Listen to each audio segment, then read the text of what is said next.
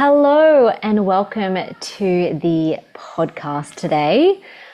We have another live root cause coaching session for you. I personally love these when I was on my own health and healing journey, especially when I hit a roadblock with just the physical protocols and I was really looking into metaphysical healing, deeper unconscious root causes.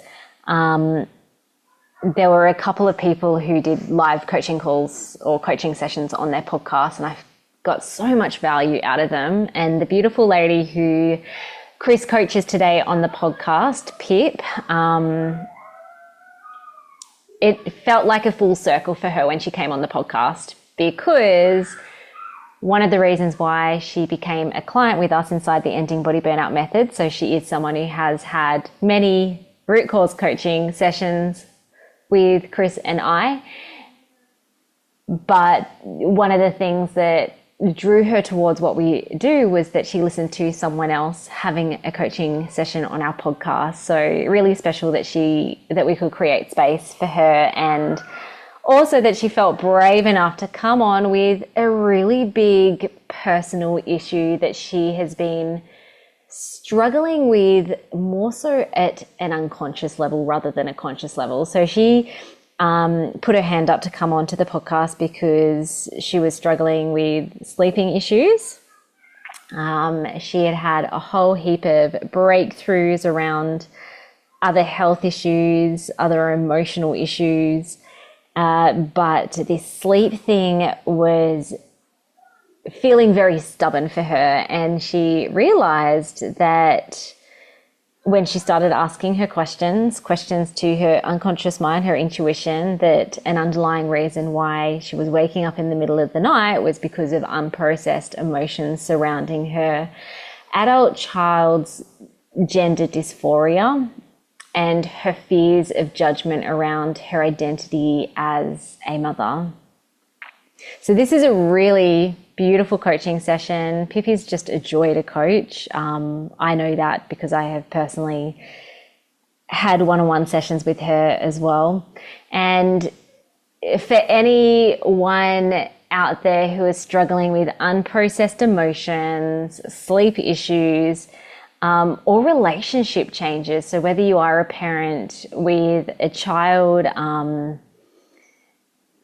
who might have gender dysphoria, or maybe they're just transitioning from child to adult and your relationship with them is changing and it feels confusing and you don't know how to navigate this. There's so many different gold nuggets that you'll find in this podcast session. And also Chris beautifully takes Pip through some somatic processes to help her connect back to her body, into her unconscious mind, and help move through the layers of emotions that have currently been repressed since, I think, 2020. So enjoy this session today. Make sure as you're listening, give Pip some beautiful, energetic, virtual love as you hold space for her during this session. And if you do love these root cause coaching sessions on the podcast and you would like to have your own session, head down to the show note links. There is a link there where you can apply to come onto our podcast for a coaching session. And also, if you do love this style of getting to a deeper root cause underneath the body system imbalances and different symptoms that you're experiencing, please pop your name down on our waitlist for our Ending Body Burnout Method. So doors do open next month in September, which we're super excited about because we only open doors 3 times a year. If you pop your name down on the waitlist, you will be eligible for over $500 worth of early bird bonuses if you join up during the early bird period, which happens 2 days before the doors open publicly. So yeah, just head down to the show notes, pop your name on the wait list, and also learn a bit more about our method, where we're helping our clients support and heal both the physical body, but also the metaphysical parts of you, the unconscious mind, the nervous system, the neural pathways, things that are unprocessed, stagnant in the body that is impacting the body systems, burning them out, and then showing up as health issues. All right, let's get into today's podcast.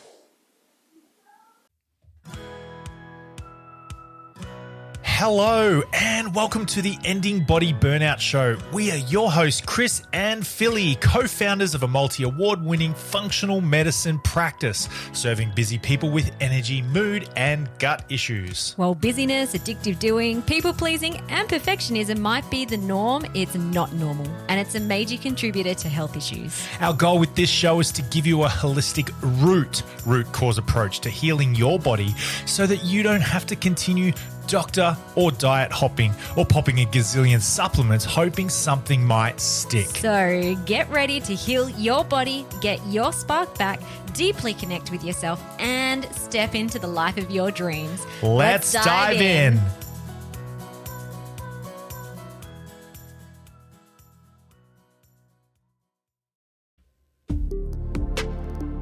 Hello, everybody. Welcome to this episode of the Ending Body Burnout Show.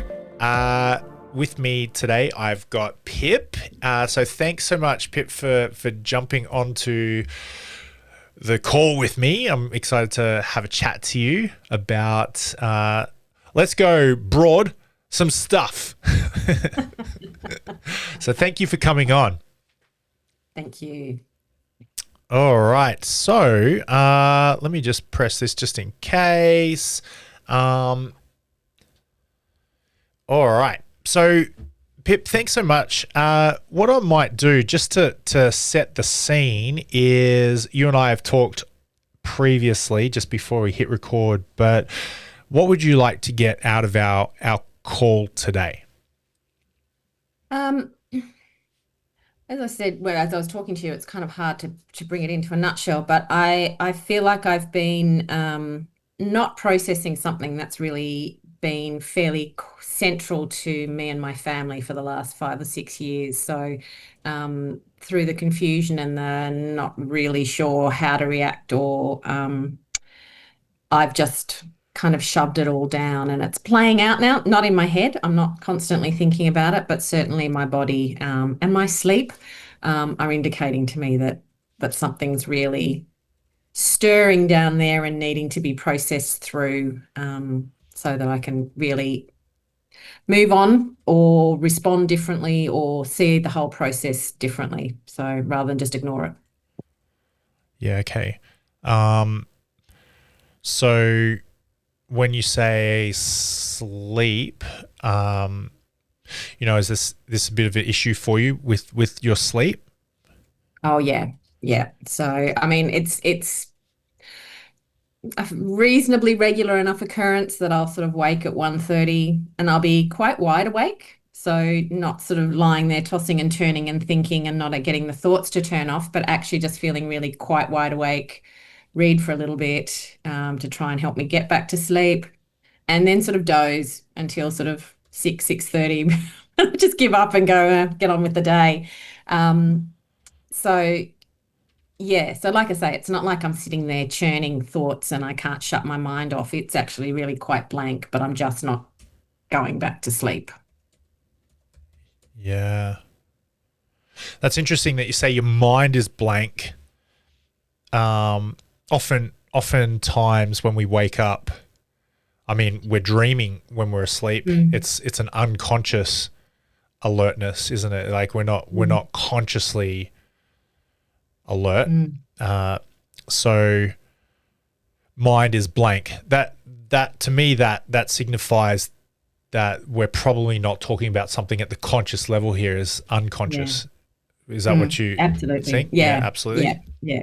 So like it's in a couple of weeks ago it was the scenario and I was just sort of lying there and I thought the thoughts going through my head are more like, well, why aren't I going to sleep? What's bothering me? What's the issue? Why can't I come on, allow the whatever it might have been to sort of rise to the surface so that I had something to kind of go, well, and that's when I sort of thought there's something sitting with my one of my children and an issue with one of my children. So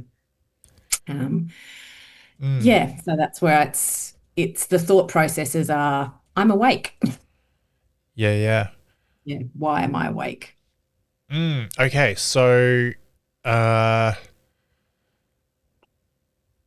it's not as if you don't know.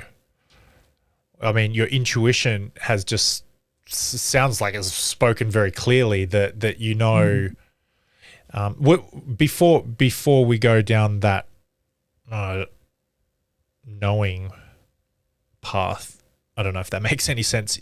But if you think about it, how long has this sleep stuff been going on?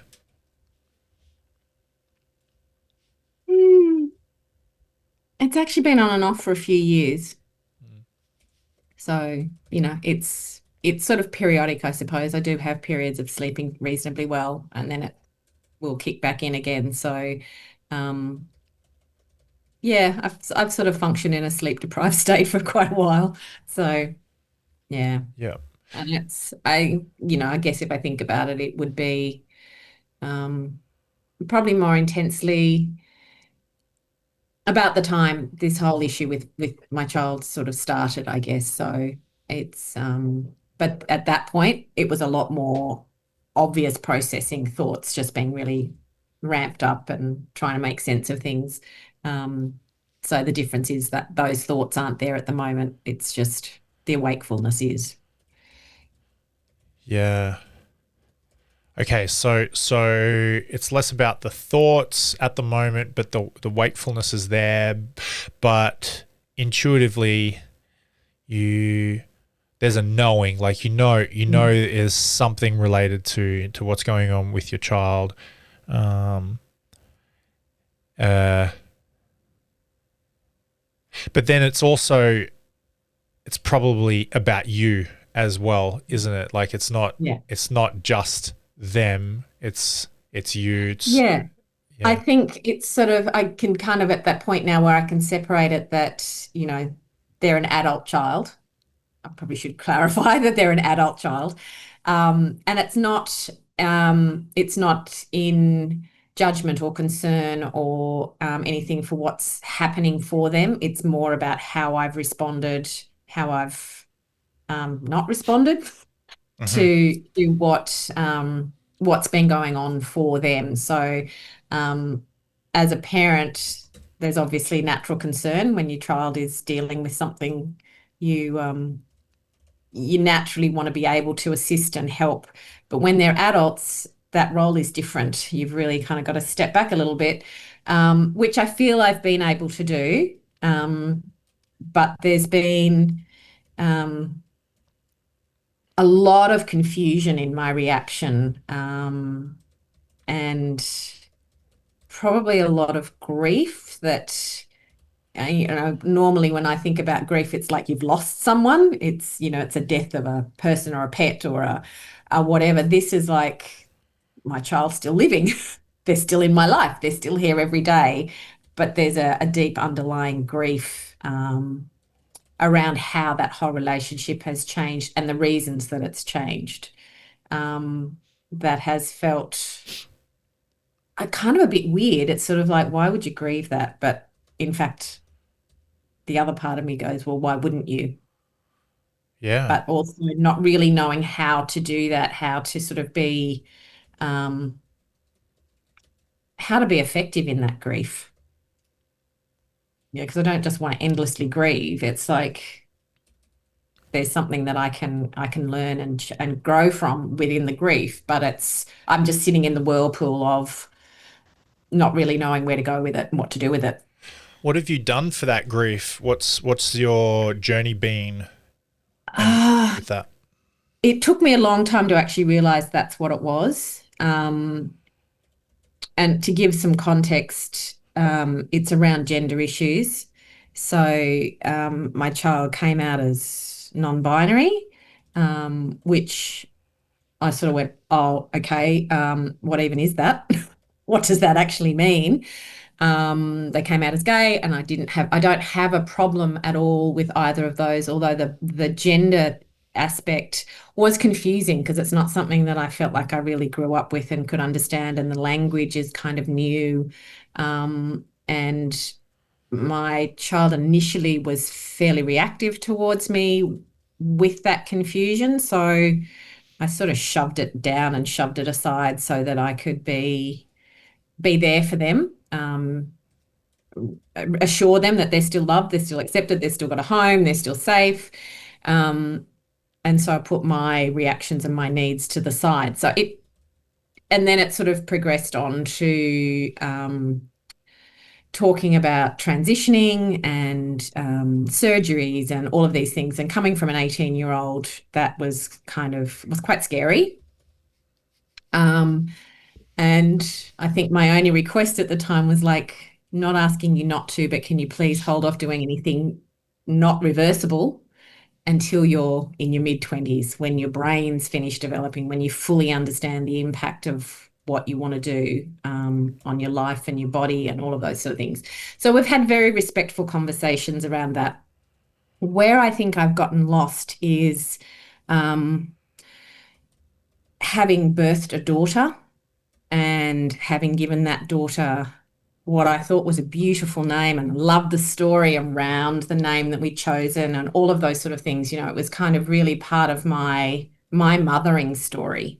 So, and to have them come and say, I want to change my name, reasonable request. Okay, that's fine. But the grief and the anguish I felt around that was really, you can hear it in my voice now, was quite strong. It shocked me a little bit that I reacted so strongly to a name change. But underlying it as well, I think there was the realization that I had an expectation about what a mother-daughter relationship looked like. And now I no longer had a daughter. I don't actually know what to refer to it as. So I'd kind of lost the sense of security in the relationship that I thought I had. So it's not necessarily that they're any different as a person. They're still who they've always been. They have chosen a different name, and they've chosen, recognized. The language can get really clunky around this. It's kind of very, try to be PC with it, but sometimes it's hard to express what I mean when I'm being PC. So I slip up with that all the time. So there's kind of like, I have a child, and when I say my child, I feel quite distanced. Whereas if I say my daughter or my son, I feel quite connected. So it's in a lot of ways, it's just semantics, but it's quite deep in my response. So so I guess that initial grief, I withdrew. I really needed to just cocoon myself at that time. As I say, at that point, their reaction to me was really quite strong as opposed to their dad. So it was a bigger push. I felt they were pushing me away more, which made sense. I've been the primary carer, I've been a homeschooler, I've been all those things. I've been really their front and center person all their life. So moving into their independent world, the wrench was probably harder from me. But it felt quite brutal at the time because there was all these other bits going on underneath it. So I withdrew and numbed. I think I just numbed. I didn't really go through a grieving process at all. I think I just numbed. I didn't really know what to do, so I just pulled back and numbed. And that was kind of through COVID, so it was an easy time to pull back and go numb. And then I kind of just think I got on with life. So it's all sort of sat there and never really been addressed and processed. So I've tried to logically make sense of it, and I think I'm making progress there, but my body hasn't caught up.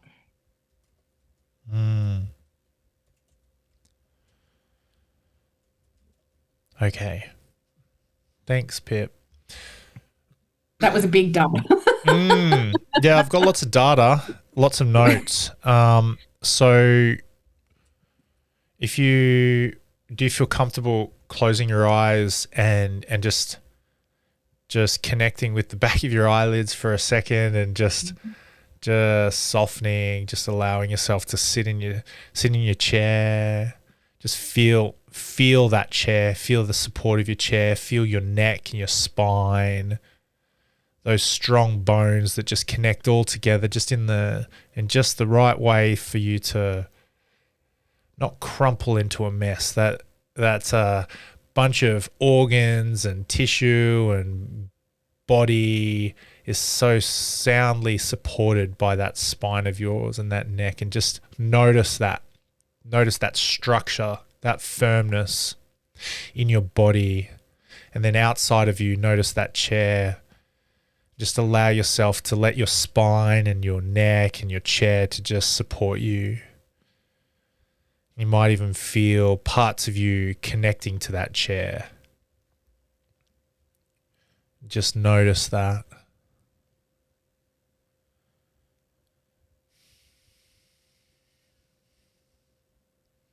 Notice as you breathe that air comes in through your nose with your mouth just nicely, just relaxed and exactly how it is. The air's coming in through your nose and filling your lungs and your chest cavity. You feel the natural rise and fall of your chest. That's it. And I wonder if you can just let anything just soften and relax. Maybe parts of your face. Is there any part of your face, your neck, your eyes, your shoulders? Can you relax your arms, elbows, hands, fingers, fingertips, fingernails? Anything soften. Just juicy, just softy floppiness. That's it. Yeah, there you go. Beautiful breathing.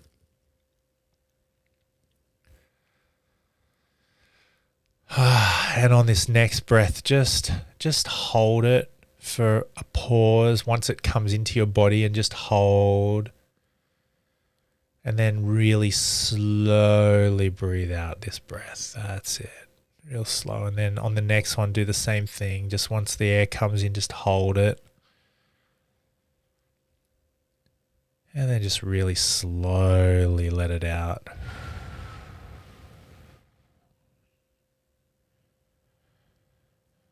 Bring your attention to what you're doing. You're breathing. Just focus on the breathing. You hear me, but I'm kind of out there. Just bring your attention in you. There you go. Softening. Focus.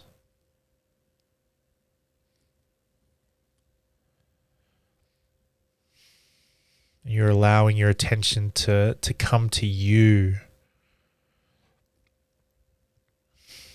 There's me, I'm out here, you hear me. But now bring your attention to you. Good.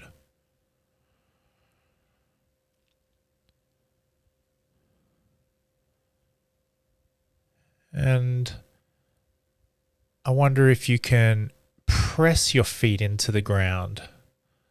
I'm not sure if you've got your legs crossed or anything like that, but just press your feet into the ground and just press. You might feel what that does to your muscles, and then you can just relax it.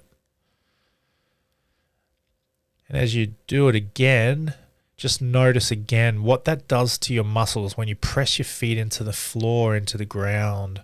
You know, which muscles do you feel? Out loud, Pip, what muscles do you feel when you press your legs into the ground? My calves, my thighs, Thighs. Beautiful. my glutes. Glutes, yeah, wonderful. Good job. And then just relax. And once you stop pressing into the ground, see if you can bring your attention. Maybe you might feel like a throbbing or a presence or an awareness that those muscles still exist, even though you're not activating them. You know, can you notice them? Yeah, cool. And then do the opposite with your toes. See if you can keep your heels on the ground, but pulling your toes upwards. There you go. And notice there's a different part of your body that you might be aware of right now. Yeah? Mm-hmm. Good job. Yep. And you can relax that. And then when you relax and you stop pulling the toes up, can you notice that part of your body still? Yeah. Cool.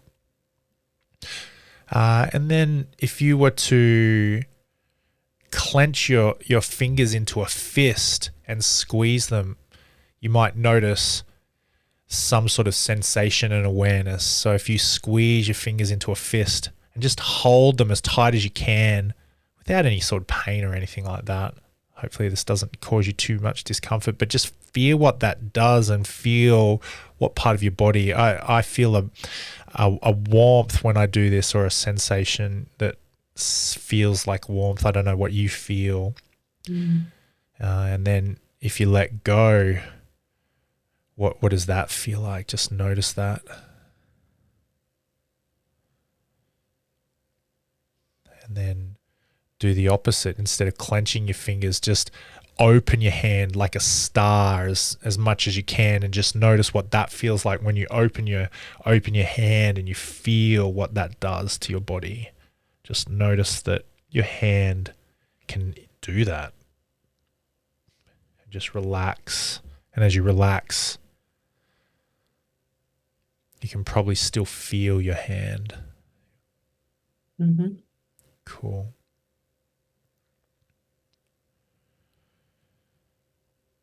And with this focus on yourself,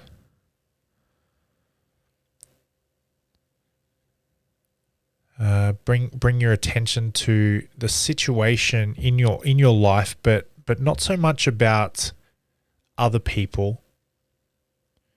Bring your attention to you and your reaction. And as you said, your grief and the weirdness and the newness and the challenges and the parts of you that there's some parts of you that are actually positive and feel like they're accepting and responsible, and if you had to think about those parts of you, you feel quite proud of those parts, and you feel honored to have those parts as part of you. You know, you feel very connected to those parts, and you feel like, yeah, I love this part of me. This is I'm doing a good job, and I'm also being a certain way that I love, and it's functional. And then you've also got a part of you that when you think about it, yeah, actually, this other part of me though,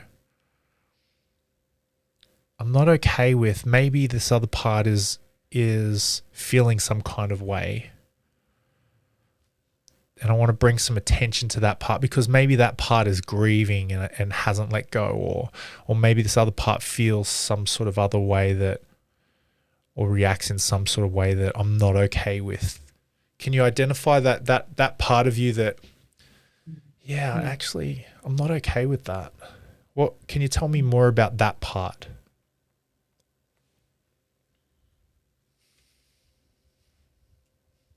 It feels very wrong.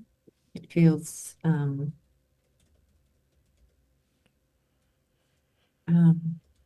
it's a part of me that doesn't like not to know and not to get it right. So the confusion is very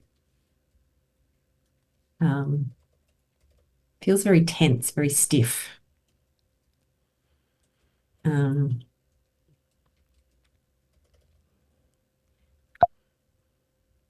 yeah, trying to find a way to describe it. Um, like a kid when they're being picked for the part in the play and they want to make sure they get their lines right. And when they don't, they kind of feel silly and a bit embarrassed that they may have stuffed it up because they were trying so hard. It's probably the best way I can describe. Oh, I like it.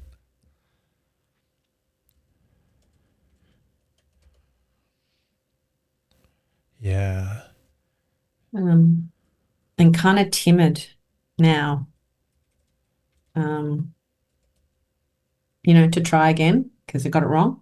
Mm.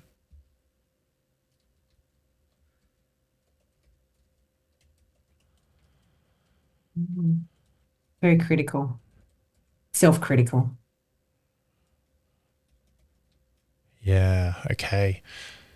So just allow that part of you to be there, and you might, I don't know, are you running a movie? Can you see this part playing out? Is there memories? Is there some sort of a scene playing out either over and over again, or are you playing something out in your mind? Can you remember a story about this criticalness, this this part of you? Not so much a movie, it's more kind of the feeling within me, the sort of constriction and it's almost an anxious feeling, but it's higher up in my chest than like anxiety. I normally feel kind of down in my gut more, but Uh-huh. this is like an anxiety, but up in my chest. And it's quite,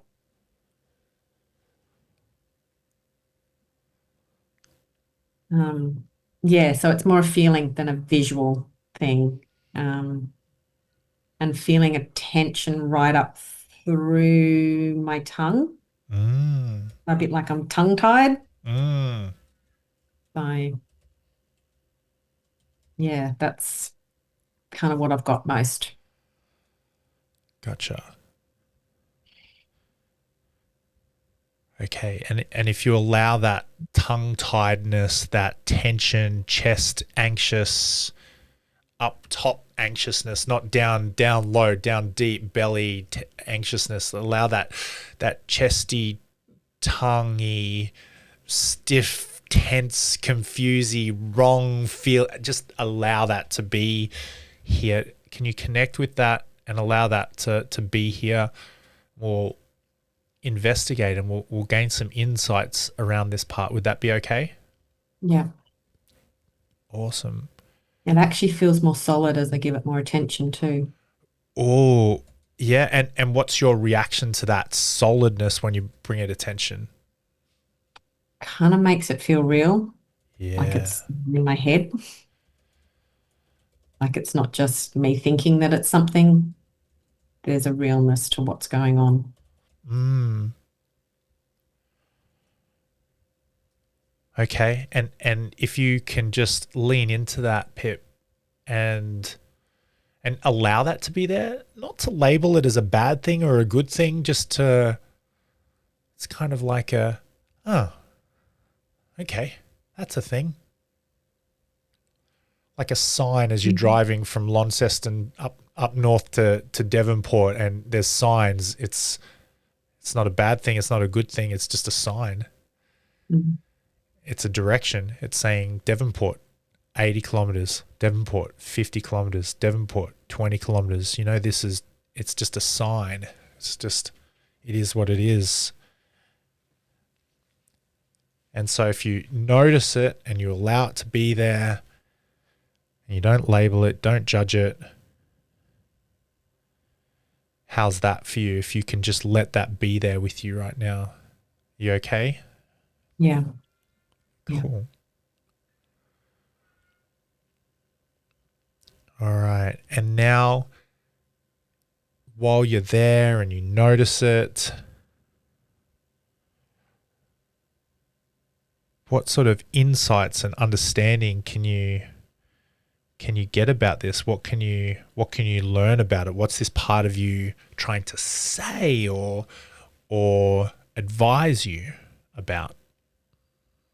It's a bit like just look at me, just see me, just know, just acknowledge me.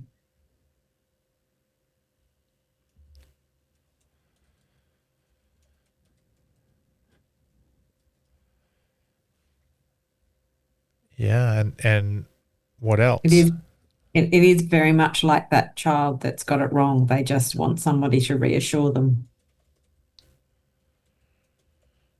that they haven't failed. So it's yeah, Mm,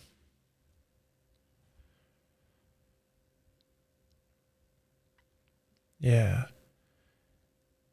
What if you were to allow that part of you that's there, allow it to become even more real, and visualize it as something that comes out of you, and with your eyes closed, it comes in front of you, comes out of your body. It almost, because it's real, it's there, and even though you've got your eyes closed, if you had your eyes open, you could see it in front of you. You know, would it have a color?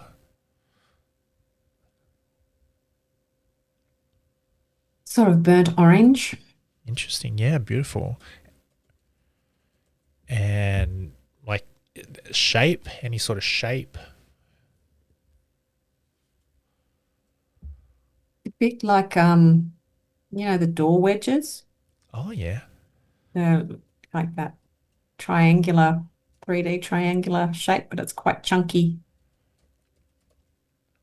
Awesome. And just imagine that burnt orange door wedgy triangular chunky shape outside of you, and does it have some sort of feeling to it? What does it feel like if you were to reach out and touch it?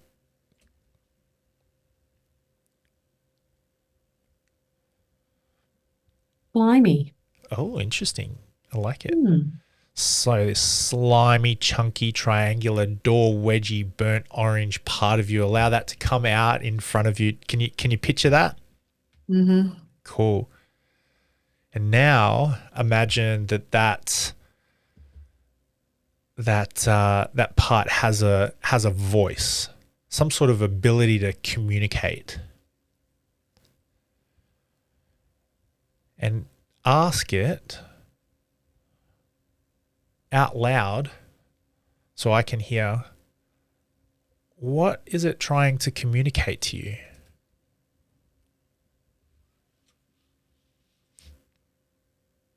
What are you trying to communicate to me?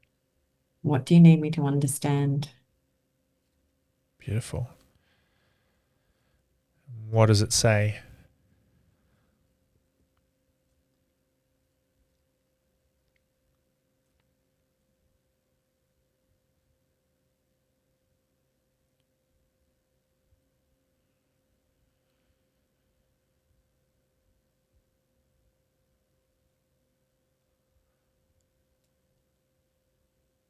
That it's been protecting me, but it can't hold on much longer. It can't do it for much longer. It's getting weary of doing that.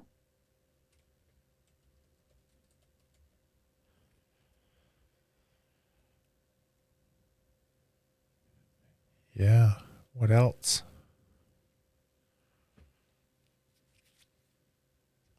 It needs to be seen and heard. Mm,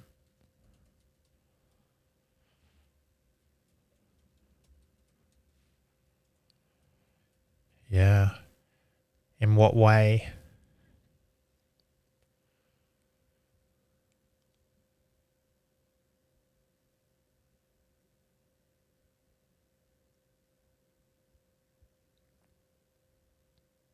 By speaking my truth in it Mm, situation.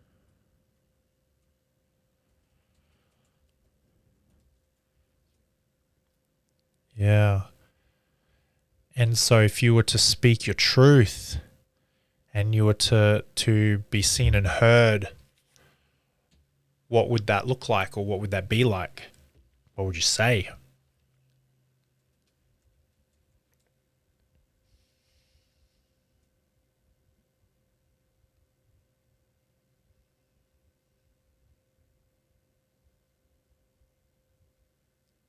That it hurts and I felt lost,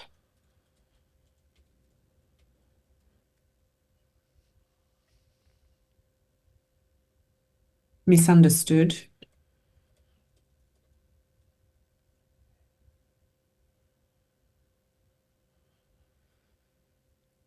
and the confusion around the whole scenario has been very isolating.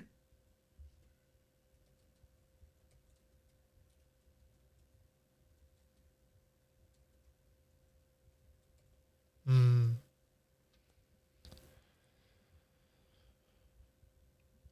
Yeah.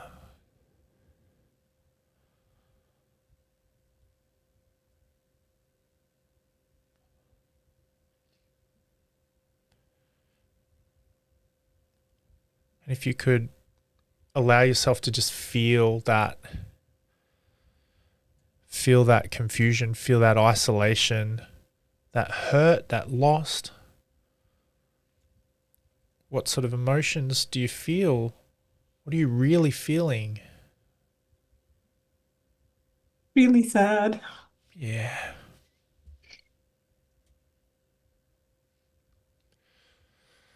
Really deeply sad. Yeah.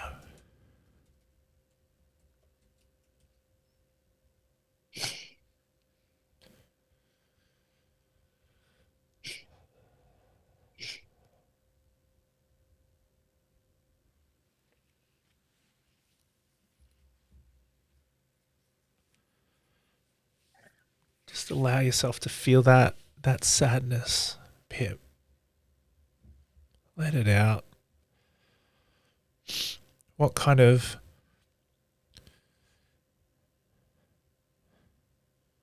way can you allow that sadness to come up? Just let that sadness be here just right now. Be sad.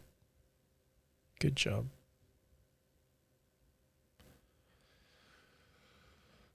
Don't run away. Just feel it. That's it. Just feel it, Pip.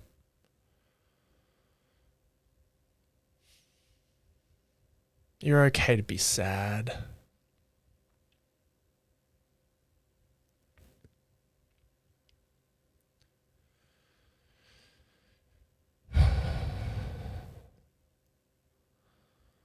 Yeah.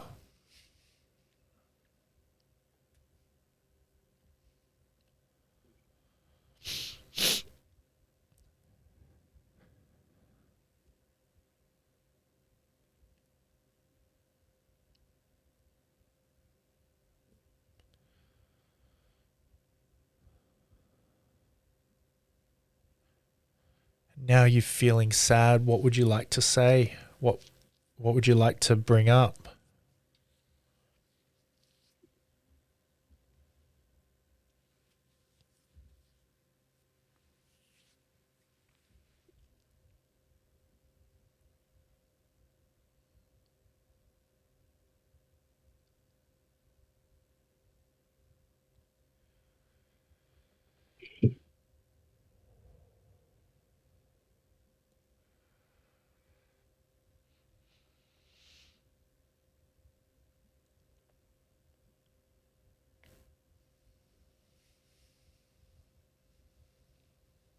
And I just tried so hard as a parent.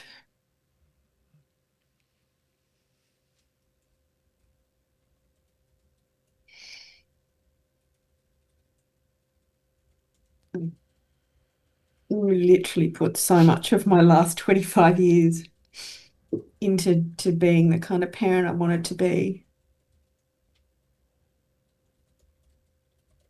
And it just kind of feels a bit unfair.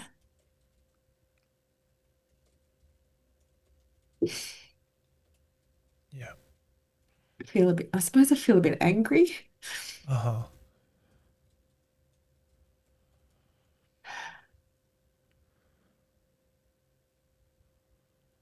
Yeah, there's a bit of anger, anger sitting underneath it too. Yeah. And But feel that. That's there, isn't it? yeah,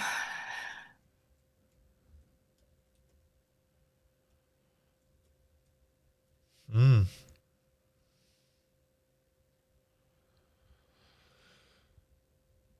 And if you allow that anger to just be here, like what is that? What's that about? What's around that?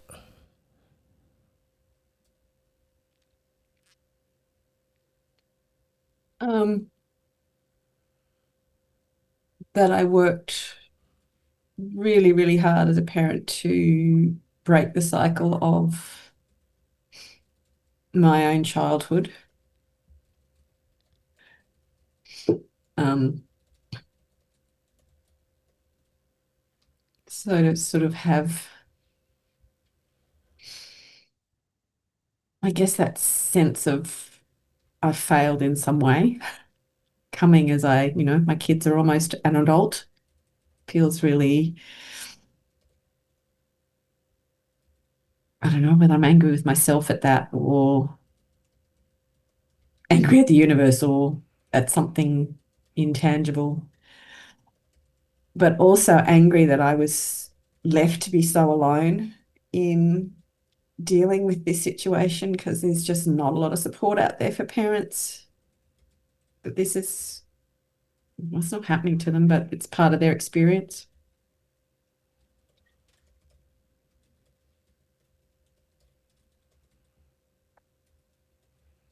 Yeah. So yeah, I don't really know who I'm angry with. But the conversations and the comments that you get from people who have no understanding of gender issues or parenting even. Everybody's got their own opinion and their own comment.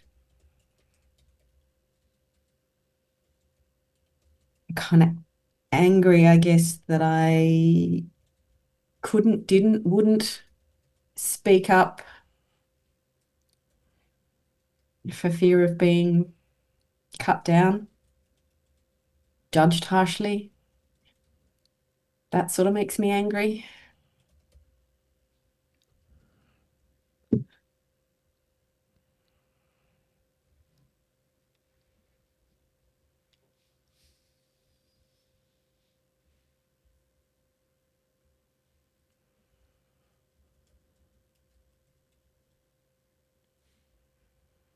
And I think probably, yeah, the thing that probably needles the anger the most is the judgment that's placed on parents when there's actually no support or understanding of the issue anyway. All the therapists, they're all learning on the go. They're all trying to understand it, and it's all very focused on the person or the child that's experiencing the gender dysphoria without offering any guidance or help for the parents to be able to support their own child and help them understand what their child's experiencing. And particularly once they're in late teens, you're not allowed to know. The child's privacy, of course, is paramount, but it leaves the parents very much out in no man's land. And then we're held accountable and responsible. So, yeah, there's an anger at the unfairness of how that pans out. Mm.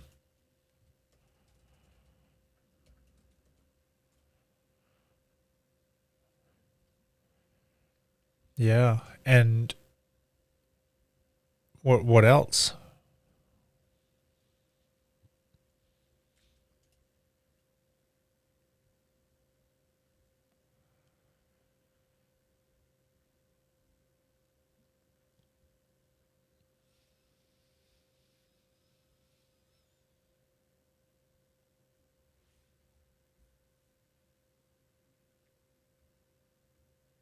Mm.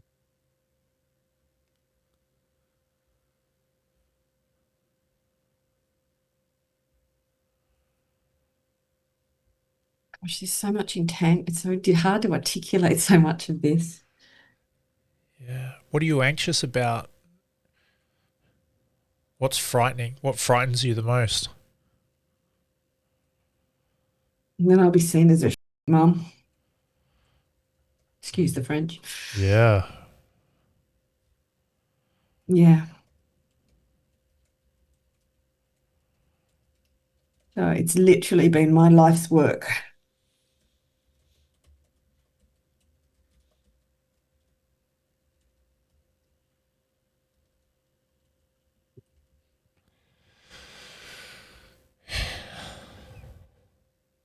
Yeah. And then to get well, it's unfair judgment. I mean, I'm not a perfect parent. I don't think such a thing exists. But when I say it's my life's work, it really has been. I've stayed home. I've worked really, really hard. at unraveling inherited patterns, behaviors, and worked really hard at not repeating them and going on to make my whole own set of mistakes, but not the ones I inherited. And then to have an issue that has just felt so divisive in the wider community put me in a place of being judged for it again. It's horrible. It's actually really horrible.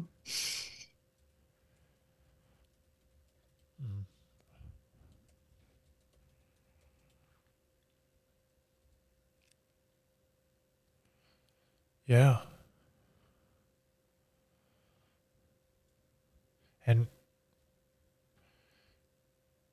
And tragic. What do you regret most?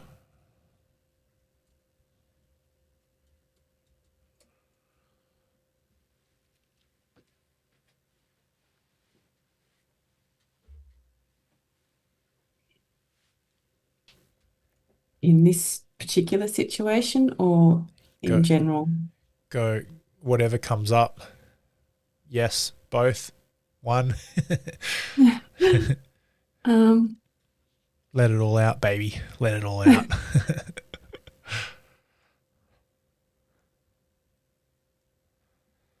I think I regret that I shrank and I didn't come out all guns blazing in support of my child. That my confusion just made me shrink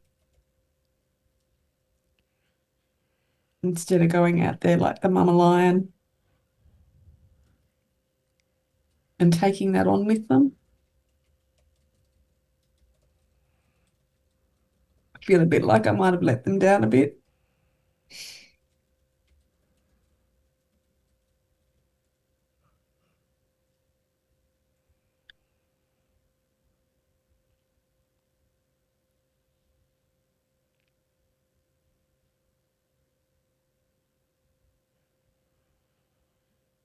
And that maybe in that way I did repeat a pattern. Mm,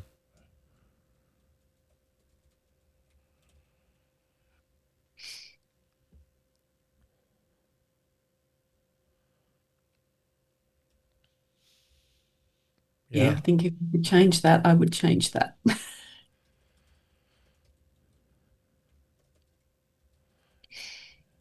Yeah. So if you I don't know, like take that on the chin, or you take that blame, you accept that responsibility, what could you how could you frame that, Like, yeah, okay, so I did that. I get that. Um,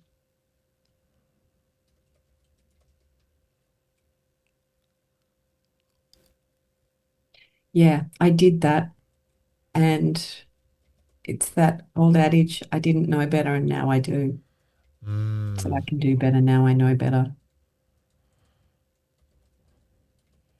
yeah. So I did it, um, but I couldn't do anything else at the time because I didn't know better at the time. Yeah. Now I do, and so now I can. Yeah. Pip, you were doing the best you could with what you had, hey?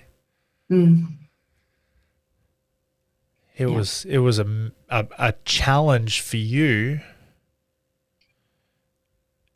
and your child, and if you bring the attention to you, you you did that. You didn't know better.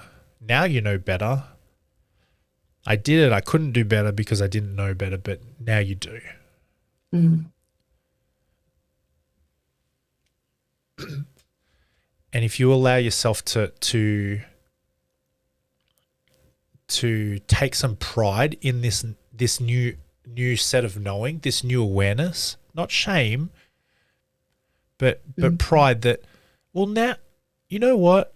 Now I know different. And I can't change the past in literalness. I can't go back there in a time machine and make a different choice. But you know what? I can do something now. And allowing other people to feel the hurt, allowing that part of you to feel the hurt of and anger and sadness, that real sadness that you literally put so much of your last 25 years just trying so intentionally to be the kind of parent that you wanted to be. Allowing yourself to feel that hurt, hey? Allowing yourself to feel that pain and any sort of anger that comes up and any sort of sadness and grief. But then also to take pride that, you know what? Moving forwards,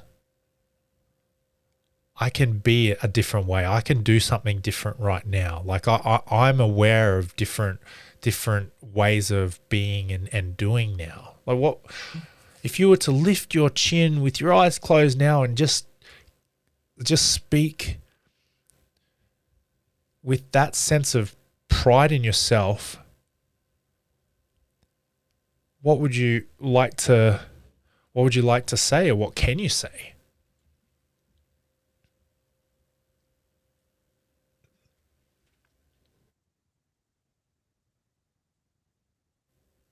That I'm just always learning. I'm always having to adapt, and I'm capable of doing that. And yeah, it's not a one destination gig. It's just keep moving on and learning and discovering and adapting and bringing it all into what's now and what's coming forward.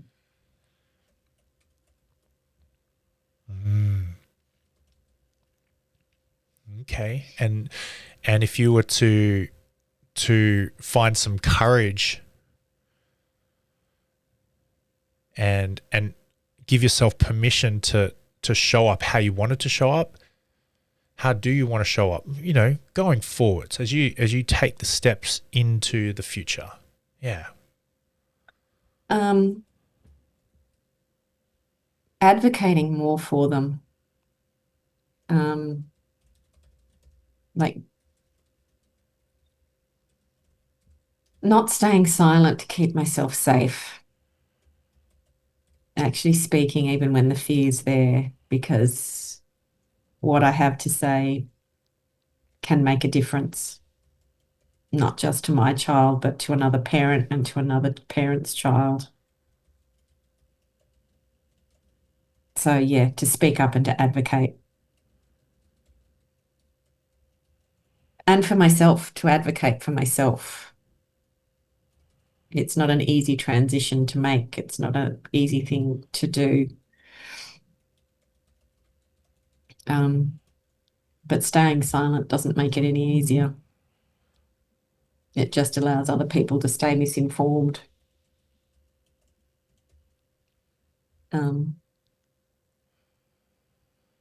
And that's not the sense of arguing with fools, because that's going to get me nowhere, but to speak up for my child and for myself and for the kind of parenting that I've chosen to do.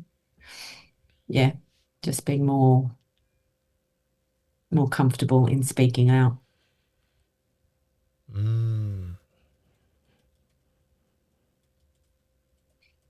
Yeah.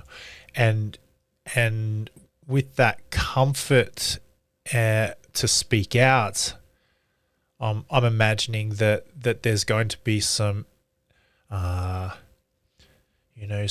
some challenges with that. It's not going to be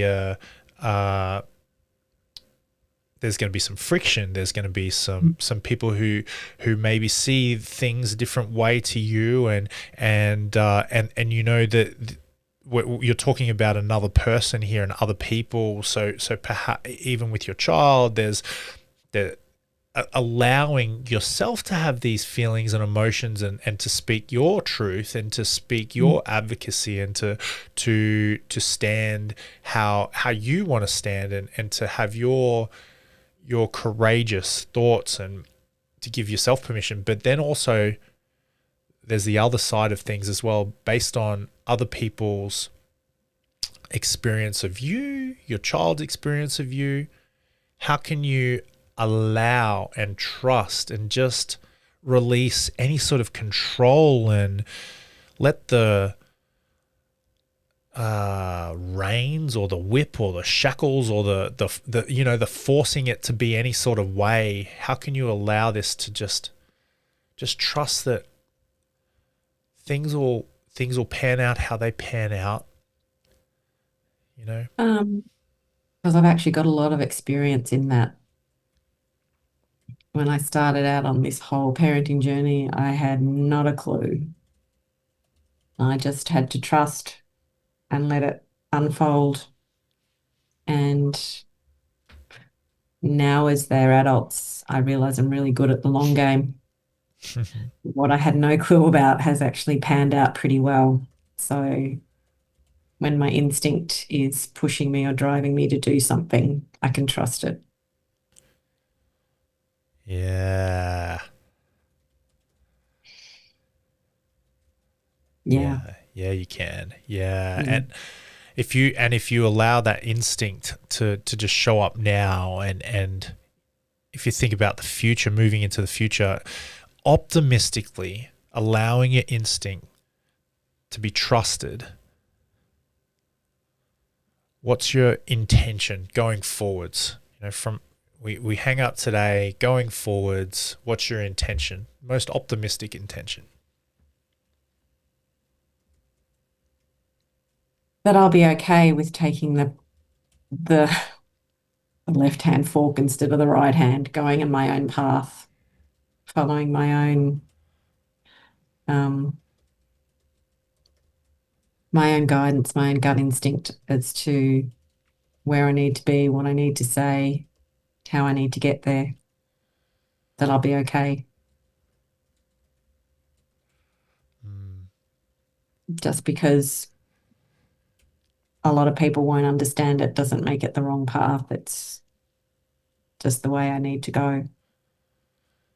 yeah. Okay, and if you were to take that part of you that made choices, that if you were faced with that situation today, with your knowledge, your understanding, your awareness, your love, your capacity, you might do things differently. So if you were to connect with that part of you that made those choices in the past, how could you, in what way can you accept, forgive, transcend, and be real merciful to that part of you? What would that be like? Can you picture yourself forgiving and moving forwards? Um, yeah, I can. I've actually got, like, it's another example, but I recently unearthed a photograph of me with my eldest when he was about 2.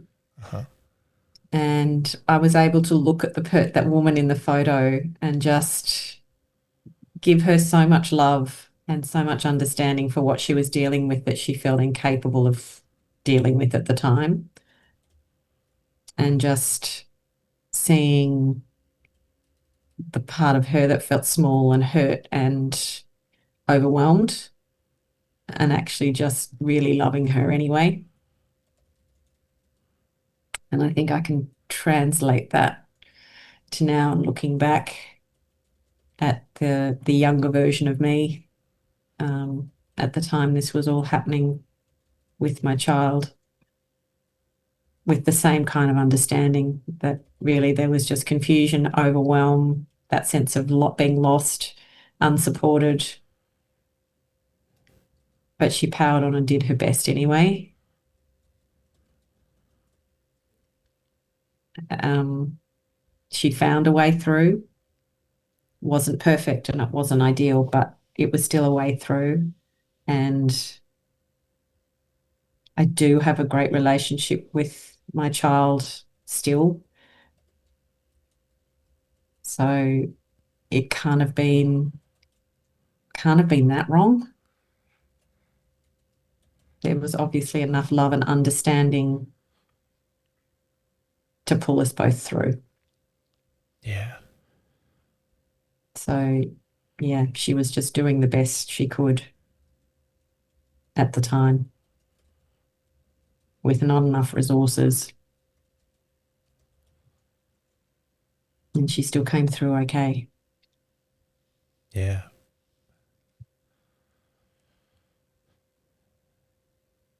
And then allow this to turn into love, and allow yourself to love that part of you. Allow that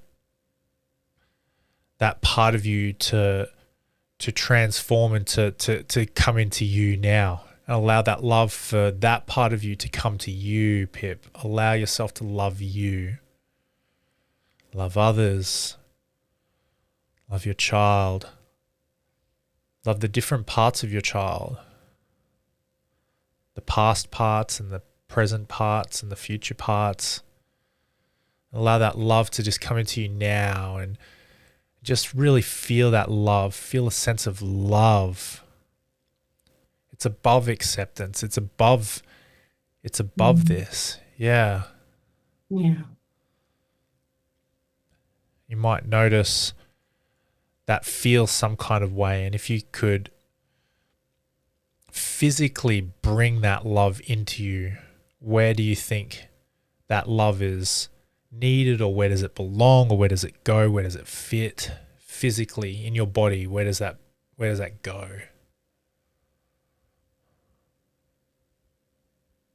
It actually fills that space where that high anxiety was.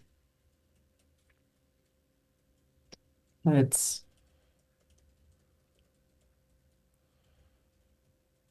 Yeah. it's warmer and it's lighter. Nice. Yeah, feel that. Allow that warm, light love feeling up there in that spot. Allow that to be there. Allow it to fill that spot, to live there, to emanate from there. And notice any sort of joy that you can notice, and any sort of peace. Allow that to just settle. And as you take your next breaths, and as your breath passes through that, and as your blood pumps through that, as your energy buzzes and vibrates through that location, notice any sort of wisdom and insight that needs to happen. It comes from that place. And if you were to place your hands just over that place now, Pip, yeah, just feel this feeling that you're feeling now. This love, this peace, reason, joy. And when you can really feel that, and you can really feel your hands on that place, and you get a real sense, just take a big deep breath and hold it there. And when you know it's stored,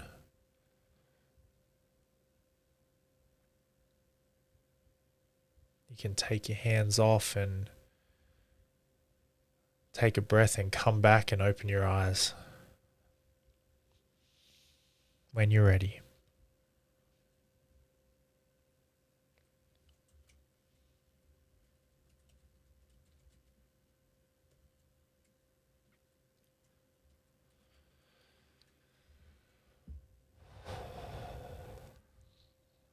Hello.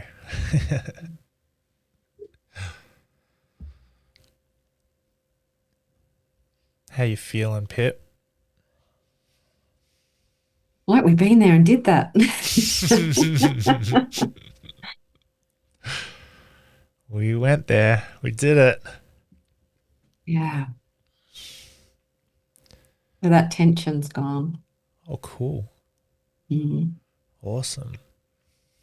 So, yeah. I'm I'm wondering what you think will be different, or how you think you'll be able to be different going forwards. Especially at night. Like pre-bed, intra-bed, post-bed. What what might be different? Might sleep. Yeah, cool. And be novel. Yeah.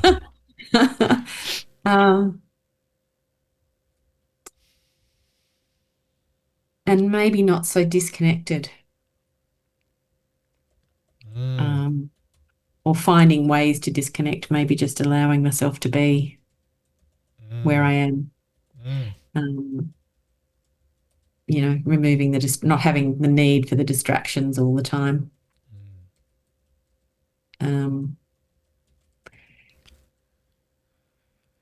Yeah. Yeah, because the calmness that I'm feeling now is not going to require anything to settle it down, because it's already settled. Yeah. Yeah. Yeah, I love it. Cool. That sounds lovely. Well, I'd be excited to hear from you and how things are going. So would you be able to, or if I sent you an email, like, I don't know, later, another time in the future, would you be all right just sharing your experience as a bit of a follow-up, just to see how things are going? Yeah, absolutely. Cool. Awesome. Yeah. I'm picturing maybe like in a week or two, just sending you an email and just saying, how's things? Yeah. Yeah. Cool. Perfect. Awesome. Yeah. All right, I'll do that. Well, okay. Well, that was a journey. I appreciate. Thanks for letting me sit in the passenger seat and be with you as you drove through that. Thanks for being the navigator. Yay! Shotgun. All right. Well, thank you so much for that, and I'll love you and leave you, and I'll touch base in a couple of weeks. Perfect. Thanks, Chris. All right, Pip. See you later. Yeah. Bye. Bye. Thank you so much for listening. We so appreciate you. If you'd like to give us extra smiles, drop us a review and spread the love by sharing this episode. You can also rate your own state of burnout and the root cause contributors by taking our Ending Body Burnout Assessment on our website. And if you're interested in learning about our group or one-on-one Ending Body Burnout programs, shoot us a DM via Instagram or Facebook. Have the best day ever.